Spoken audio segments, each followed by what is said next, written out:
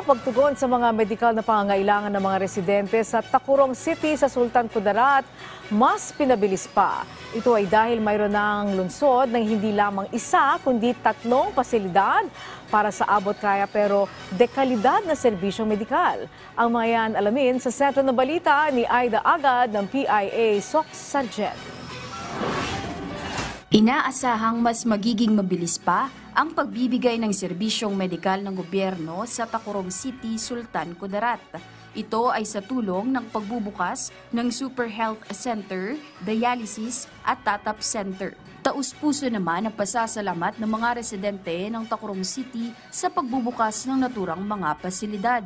Ang Super Health Center ay isang medium version ng isang polyclinic at improved version ng Rural Health Unit na layong mailapit ang iba't ibang healthcare at medical services katulad ng outpatient, birthing, laboratory tests, ultrasound, pharmacy, eye, ear, nose and throat EENT services, oncology, physical therapy, rehabilitation care at iba pa sa mga takurong nun. Nagpasalamat din ang mga constituent diri sa Barangay Grino sa mga sining ipatindong Super Health Center.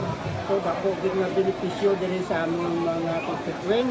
Kaugnay nito, inaasahan ding malaking tulong ang dala ng Tatap Center na isa namang one-stop shop para sa basic services para sa mga residente ng Tacurong City.